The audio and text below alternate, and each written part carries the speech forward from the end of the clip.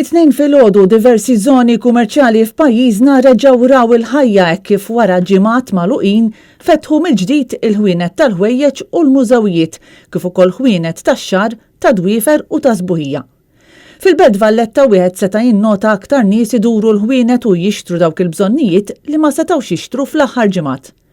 Net News tkellem ma' wħud mis-sidien ta' negozji li fetħu mill-ġdid ma' rilas tal-Miżuri fejn spjegaw kif il-fatt li reġgħu fetħu l-istabbilimenti tagħhom kien ta' sodisfazzjon għalihom minkejja li jafu li negozju se jieħu żmien tiegħu biex jirkupra sew. Mhux qed nistennew xi affarijiet kbar, affarijiet ta' bil-mod wara sena bħal di, mhux ibsa kulħadd. Dik il-ħaġa li filgħodu għandi fejn imur ġej tax-xogħol dik ġa relief għalija li x-xogħol mod nippretendu xejn ta' barra minn hawn. Aħna hawnhekk speċjalment il-Belt kulħadd jaf li huwa post turistiku, imma jidher li isu daqsxejn ta' nies jew għax forsi li jafu li ħajkun hawn qed miftuħin. Qed naraw li ovvjament iktar nies kif jarawna aktar miftuħin jibdew jerġgħu forsi niġu għan-normal.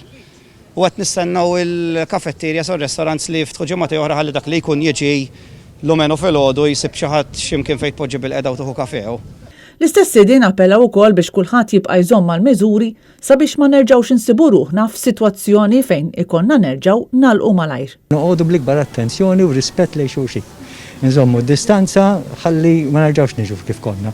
Kruċjali biex verament jibdew jirrankaw ħafna minn negozji se jkun it-turiżmu. Anke l-ftuħ tal-kafeterjas u tar-ristoranti b'mod sħiħ jgħinu biex jiġi ġenerat aktar beħ fil-ħwienet. Ir-ristoranti u l-barijiet sissa għadhom magħluqa u mill-10 ta' Mejju l-istabbilimenti tal-ikel se jkunu permessi li jiftħu sal-5 ta' wara nofsinhar. Fi kliem sempliċi mijiet ta' negozji se jkunu ferm il-bogħod mill-business as usual li kien wieħed Robert Tabela. Intant il-gyms, it-teatri u l-iskejjel tal-Ingliż għadhom magħluqin. It-tnejn komplew jitnaqsu wkoll ir-restrizzjonijiet brabta mal-massimu ta' kemm jistgħu jinġabru nies flimkien. Fil-fatt, issa il-massimu u ta' 4 households f'kull dar u 4 persuni fuq barra.